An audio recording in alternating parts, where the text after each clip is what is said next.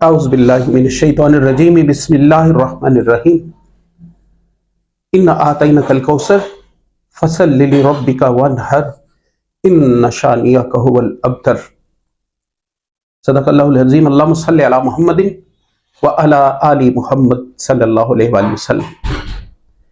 اے نبی، ہم نے آپ کو حوض کوثر عطا فرمائی، آپ نماز پڑھا کریں اور قربانی دیا کرے، بے شک آپ کا دشمن ہی بے اولاد رہے گا۔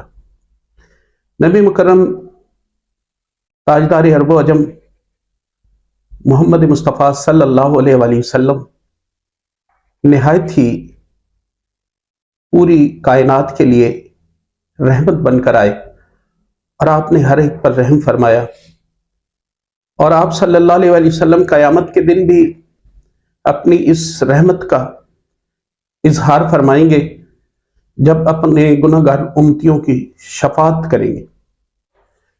آپ صلی اللہ علیہ وآلہ وسلم کو پتہ چلا کہ آپ کے چچا حضرت ابو طالب بیمار ہیں، ان کو فالج کا اٹیک ہوا ہے اور بالکل ہل بھی نہیں سکتے۔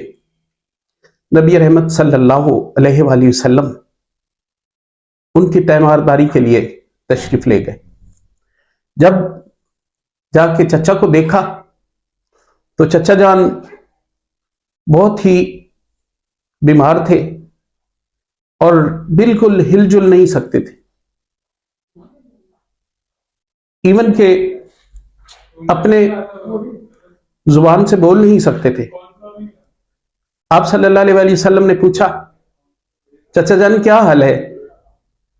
تو آپ نے آگے سے اشارے سے بتایا کہ ٹھیک ہے، اللہ کا شکر ہے، لیکن آپ کی حالت بتا رہی تھی کہ آپ سے ہلا بھی نہیں جا رہا، کروٹ نہیں لے سکتے۔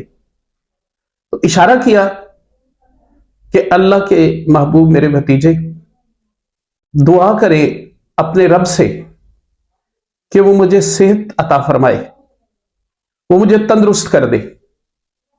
اب حضرت ابو طالب کا یہ ایمان ہے، ان کا یقین ہے کہ میرے بھتیجا جب اللہ سے دعا کرے گا تو اللہ تعالیٰ مجھے ضرور شفا عطا فرما دے گا۔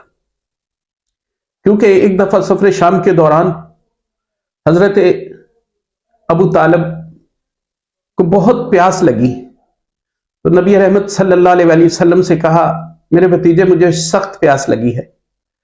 آپ صلی اللہ علیہ وآلہ وسلم نے جب اپنے چچا کے چہرے کو دیکھا، شدت پیاس کے اثرات آپ کے چہرے مبارک پر تھے، آپ نے زمین پر ایڑی ماری اور زمین سے پانی کا چشمہ جاری ہو گیا اور کہا، چچا جی پانی پی لیں۔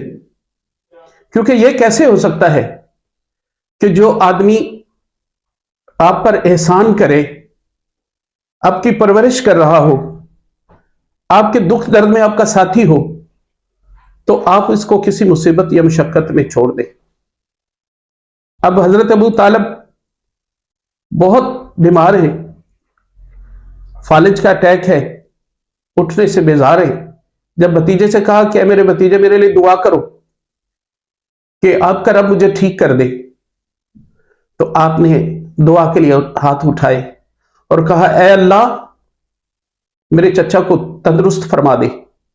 ابھی آپ کے دعا کے الفاظ منہ میں ہی تھے کہ حضرت ابو طالب جمپ لے کر اٹھ بیٹھے اور ایک بات کہی۔